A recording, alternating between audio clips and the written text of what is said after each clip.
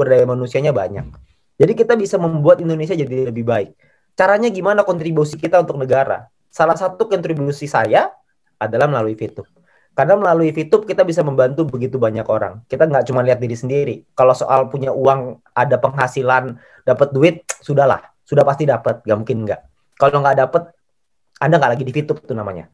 Kalau Anda lakukan dengan serius, kalau Anda kerjakan, uang itu udah pasti ada. Pasti. Cuman masalahnya bukan cuma uang. Tapi apakah kita bisa membantu orang lain? Apakah kita bisa membantu tim kita untuk bisa sama-sama sukses seperti kita? Apakah kita bisa membantu tim kita untuk bisa merubah hidupnya? Nah, itu tantangannya. Nah, tantangan itulah yang mungkin saya akan ajak teman-teman semua. Jadi bukan hanya kita memperkaya diri, karena itu tidak penting. Karena menurut saya yang paling penting adalah kita bantu tim kita untuk jadi sukses dan kaya. Kalau mereka sukses dan kaya, kita sudah pastilah nggak mungkin nggak usah dibahas lagi. Jadi jangan pernah fokus ke diri sendiri, tapi fokuslah ke tim kita. Nah, untuk itu Anda perlu belajar. Anda perlu belajar dengan mentor-mentor yang tepat. Gitu. Jadi kalau untuk soal VTube-nya, kalau Anda merasa bahwa bisnis ini layak dan menarik untuk dijalankan, Anda sudah di tempat yang tepat. Dan banyak orang di luar sana tidak bisa melihat itu. Dan memang dunia ini berubah oleh sekelompok kecil orang yang bisa melihat sebuah peluang. Mark Zuckerberg ketika membuat Facebook itu ditolak oleh teman-teman kampusnya. Tapi beliau tetap jalanin dan sekarang ada yang percaya, ada yang tidak percaya. Yang percaya sekarang menjadi salah satu orang terkaya di Amerika dan orang yang tidak percaya tentunya sekarang gigit jari. Nah, mungkin teman-teman kita juga sama. Orang melihat VTube dari sebelah mata. Tapi kalau kita bisa melihat VTube dari kacamata yang berbeda, kita bisa melihat peluangnya di situ. Selamat untuk Anda. Nah, tapi bukan cukup sampai di sana. Ketika Anda sudah melihat peluangnya, Anda juga mesti paham bagaimana Anda membangunnya. Bagaimana cara Anda untuk mengembangkannya. Karena kalau Anda sudah bisa mengembangkannya, maka Anda bisa bukan cuma membuat hidup Anda dan keluarga Anda jadi lebih baik, tapi Anda juga bisa bantu ribuan, ratusan ribu, puluhan ribu, bahkan mungkin jutaan orang di Indonesia bisa berubah hidupnya karena Anda. Jangan main-main dengan sebuah keputusan. Karena keputusan yang saya ambil beberapa bulan yang lalu, ternyata berubah menjadi berkat bagi begitu banyak orang. Saya juga nggak nyangka. Dan mungkin Anda juga tidak nyangka sekarang. Sekarang Anda tidak lihat. Tapi Anda lihat 5 bulan lagi, 6 bulan lagi, tahun depan, Anda akan menjadi dampak buat bukan cuma keluarga Anda, tapi banyak orang di Indonesia. Ini kenapa TV-TV nasional nggak mengekspos?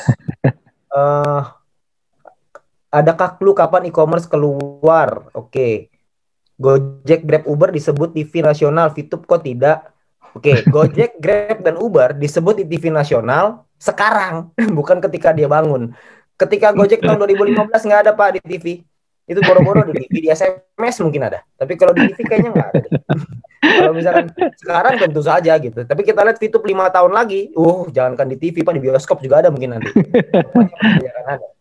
Ya, kalau misalkan iPhone kapan bisa daftar? Nah, iPhone ini juga satu kendala ya, karena iOS-nya sulit untuk di-adapt dengan aplikasi kita. Jadi nanti sudah disiapkan solusinya, tapi lagi dalam proses.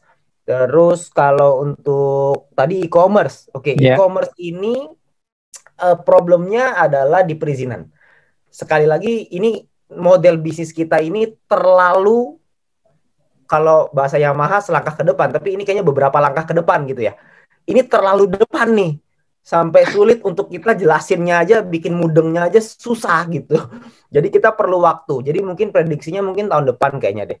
Ya, karena kita butuh dari manajemen sih lebih tepatnya ya. Manajemen negosiasi dan penjelasannya itu butuh lebih lengkap.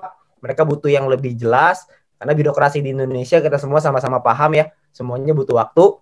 Jadi kita butuh waktu untuk menyesuaikan itu. Tapi tentu saja kita mau banget supaya e-commerce itu jalan secepatnya. Itu perusahaan akan jauh lebih sehat lagi gitu. Jadi tentunya kita juga akan perusahaan juga akan mengupayakan supaya jalan terus, supaya e-commerce ini bisa running gitu. Tapi kita juga nggak mau melampaui koridor hukum. Tentunya kita semua nggak mau melakukan sesuatu yang ilegal, kan nggak ada yang mau. Kita maunya semuanya dalam ranah hukum yang benar, melalui legalnya mesti tepat gitu. Jadi kita nggak akan mulai sebelum kita dapat ACC atau approval dari negara, dari regulator. Tentu buat kepentingan kita bersama juga gitu ya. Pernah nggak Metro TV iklan di RCTI? Nah, ini dijawabin sendiri. Terima kasih. Income Bapak sekarang berapa per bulan? Kalau income sih mungkin Ya CRV lewat lah ya 1 bulan gitu. Amin. CRV kebelilah, CRV 1 bulan tuh kebeli. Gitu. Lumayan lah, lumayan untuk punya keleluasaan dalam segi finansial. Kalau misalkan dibilang kaya raya banget, enggak juga lah, masih banyak banget lah yang lebih kaya, yang punya gudang garam juga lebih gila-gilaan gitu. Tapi kalau misalkan keleluasaan dari segi income, dari segi pengeluaran ya makan-makan nggak mikir lah gitu. Makan-makan nggak mikir. Ngomong-ngomong, kapan manajemen berkantor di Indonesia? Nah, ini juga salah satunya nih ya. Ini juga kebetulan lagi dibahas, jadi sekalian. Kantor di Indonesia juga sedang dipersiapkan karena kita juga sama-sama tahu bahwa bisnis di Indonesia, kantor harus di Indonesia. Jadi kantor itu juga lagi dipersiapkan karena kemarinan ini kita memang peledakannya terlalu cepat. Jadi mau nggak mau harus ada manajemen yang dadakan dulu. Nah, sekarang ini sudah mulai running, lagi dipersiapkan untuk kantor di Indonesia. Jadi nanti kalau kantor ada di Indonesia pasti akan di-announce lah. Gak mungkin nggak. Ya karena saya yakin nanti kantornya itu nggak tahu deh, itu kayak apa tawuran mungkin di dalam situ ya. Saya nggak tahu deh. Bakal rame banget pasti yang datang. Tapi nanti pasti akan dikasih lihat. Boleh lihat jempol yang bisa membawa kesuksesan. Wih, mantap. Wih, jempolnya mantap. Jempolnya mantap nih. Susah nih jempolnya. Kenapa untuk registrasi harus berusia 18 tahun? Karena kalau di bawah 18 tahun nanti kita ditangkap sama Depnaker. Karena tidak boleh mempekerjakan orang di bawah umur. Yang hadir kasih 10 VP kok masing-masing. Waduh, daripada saya kasih ikan lebih baik saya kasih pancingannya. Kenapa kalau searching di Google tentang VTube pasti yang keluar adalah VTube penipuan? Oh iya tentu saja, karena perusahaan bagus harus dijelek-jelekan dong. Karena perusahaan yang jelek mau diapain lagi? Kapan izin Kominfo balik? Kenapa kita harus pakai NIK? Oke, izin Kominfo ini masalah waktu ya. Jadi ini juga sama. Jadi kalau misalkan proses legalnya ini sudah mendekati fase akhir. Jadi ketika itu sudah selesai, maka semua izin juga pasti akan dipulihkan. Cuma itu butuh waktu aja untuk penyelesaian sedikit lagi.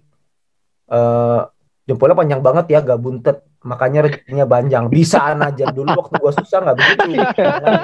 Kenapa harus pakai nick? Karena kalau nggak pakai nick, nanti satu orang bisa bikin ID banyak banget dong. Karena kan harus diverifikasi apakah manusia atau robot, kan gitu. Kalau misalkan isinya robot semua kan pusing. Jadi kan harus ada KYC namanya. Jadi perlu ada yang diituin lah, yang dicek gitu. Ini udah gampang banget loh, cuman NIK doang. Harusnya tuh nggak begini nih.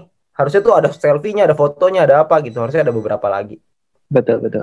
Berarti Vito masih di R&D terus ya? Oh itu tentu saja jelas. Karena yang namanya bisnis, kalau misalkan tidak bertumbuh terus, maka bisnis itu akan mati. Seperti contoh, kita ambil contoh paling gampang. Bluebird sama Gojek. Siapa sih yang dulu yang punya Bluebird itu salah satu orang terkaya di Indonesia loh. Top 50 kalau nggak salah, terkaya di Indonesia. Sekarang, Bluebird ini ketika dibangun, itu gak ada yang berani melawan tuh. Taksi nomor 1 pasti Bluebird, gak ada lawannya. Ada Bluebird, Silverbird, GoBird, semuanya. Wheelbird juga ada di situ. Tidak ada satu orang pun yang bisa menyangkal bahwa Bluebird itu taksi nomor 1 di Indonesia. Nah, tapi ketika Gojek itu muncul, Gokar itu muncul, terjadi apa ya namanya ya? Terjadi ribut gitu antara supir Gokar dengan taksi. Katanya ini nggak fair lah, apalah segala macam. Dari pihak Bluebird itu juga ngotot, tidak mau beradaptasi dengan perubahan, nggak mau ikutin dengan online. Yang terjadi adalah Gojeknya sekarang membeli sahamnya Bluebird.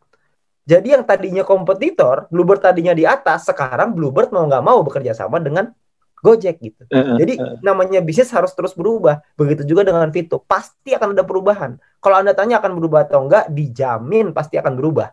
Karena kalau nggak berubah, kita akan punah. Yes. Jadi mau nggak mau harus seperti itu. Bapak sendiri menjalankan misi dengan modal 0,3 apa fast track? Ya tentu saja 0,3 Bapak. Zaman saya pertama kali bergabung, EC aja tidak dibuka. Tidak ada EC, mau beli sama Sopo. Tentu saja pakai gratis, mau pakai apa lagi? Dulu 0,3 tuh seru sekali loh. Betul. Kita nunggu loh berbulan-bulan supaya dapat 0,3. Gila, launching tuh dengan semangat selesaiin, 0,3 pertama nih. Bangga dapat 0,3 itu bangga banget. Senang banget kan pertama kali Pak Sandy. Bangga. Di tengah dengan kisruhnya ketika lagi di awal ya, tapi dapat 0,3 pertama itu seru banget. Ini terakhir ya. Kalau dapat calon VTuber yang kritis dan pernah telepon pihak OJK dan dapat info VTube termasuk entitas kali ini maksudnya ya. Entitas yang masih proses penarikan izin itu kita gimana jawabnya Pak? Kalau saya nih, ini Anda perlu tanya lagi ya sama Pak Sandy ya. Kalau saya Kalau ketemu dengan orang yang sebegitu kritisnya, pengen tahu semuanya, pengen supaya telepon OJK lah, ntar dia telepon ke Kominfo lah, dia telepon ke presiden lah, semua mau ditelepon sama dia untuk memastikan supaya bisa jalan. Gak taunya dia cuma mainnya misi gratis toh. Kalau saya boleh milih, kayak gitu biasa saya Nina boboin. Biar bobo aja. Jangan dibangunin. Karena repot. Karena lucu. Orang itu mau ikut bisnis yang fresh. Yang namanya bisnis fresh selalu ada tantangan di awal. Selalu tidak mudah di awal. Kalau bisnis yang sudah established, bisnis yang sudah jadi, bisnis yang sudah kuat, legalitas gak ada lawannya, udah aman semuanya. Ya Anda tunggu dulu 2 tahun lagi lah gitu. Mungkin beliau itu bergabungnya waktu yang tepat 3 tahun lagi dari sekarang. Jadi jangan Anda fokus sama orang yang seperti itu. Kalau saya lebih fokus sama orang yang melihat peluang daripada orang yang melihat masalah di balik peluang. Karena kalau ketemu orang yang nyarinya masalah, Anda kasih solusi, dia cari lagi masalahnya. Anda kasih solusi, dia cari lagi masalahnya. Anda nanya sama saya cara jawabnya gimana? Cara jawabnya adalah jangan dijawab. Kalau saya sih begitu. Makin dijawab, makin panjang. Jadi mendingan nggak usah. Kalau saya sih begitu ya, tapi Anda bisa tanya lagi dengan Pak Sandy. Mungkin Pak Sandy punya trik yang lebih mantep. Jadi thank you teman-teman semuanya. Saya udah kasih kesempatan untuk sharing di sini. Harapan saya adalah teman-teman semua di sini bisa mendapatkan manfaat seperti yang saya rasakan, seperti yang Pak Sandy rasakan, dan seperti leader-leader Anda rasakan. Tapi ingat, untuk Anda mencapai di posisi seperti Diamond, Platinum, itu tidak mudah. Butuh kerja keras, butuh perjuangan. Jadi siapkan hati Anda untuk kerja keras itu, siap-siap buat berjuang, dan saya yakin kalau misalkan kita bisa, Anda juga pasti bisa.